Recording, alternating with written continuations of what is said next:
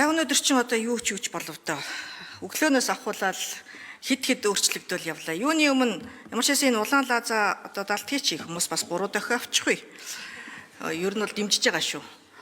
Тэгээд инх баяр сайдын одоо түрүүний хэлсэн мэдээлэл дээр нөгөө гадаад зээллэгийн ашиглалтыг нэмэгдүүлэх хуулийн төсөл маань өнөө өглөө унсан шүү дээ, тий. Тэгээд засгийн газар сая бол өөрсдөө яг засгийн газрынхаа төвшөнд Эрдэнэ бүрний усны цахилгаан станц мөн одоо газрын тос боловсруулах үйлдвэрийн энэ гадаад зээллэгийг ашиглах хуулийн төслийг засгийн газар яаралтай өргөн барихаар болсон байна. Баярлалаа. Болж штэ. Ингээд ажиллаад байвал хэн уурлаад ах вэ те. Одоо болохоор биш те. Өнөөдөр чинь баасан гариг ажлын цаг дууссан байгаа тий. Дараагийн засгийн газрын хуралдаан бол 3 дахь өдөр юм биш те. Болж игэл уг наан нь ээлжид бусаар одоо хуралдаад өргөн барихаа шийдвэрлээд улсын их хуралдаа өгчих юм бол 3 дахь өдрийн 12 цагаас манай төрийн байгуулалтын байнгын хороо хуралдах юм.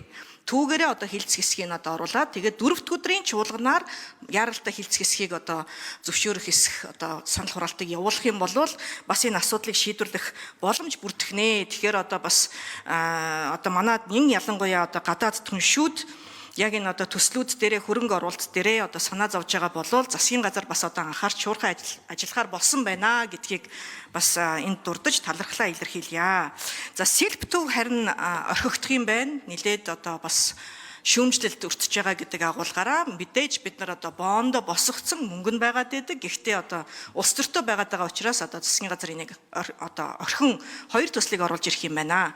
Тэгэхээр энэ үйл ажиллагааны энэ төлөвлөгөөн дээрээ 8.1.2-7 дээр 8.1.2-7-гийн 1 баян хошуу дэд төв орон сууцчлах төслийг хэрэгжүүлэх гээд гадаад зээлээр бас ингэж ороод ирсэн байгаа байхгүй юу.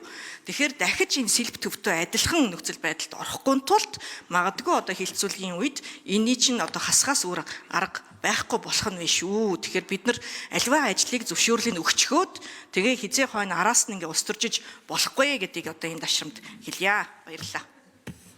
За баярлалаа.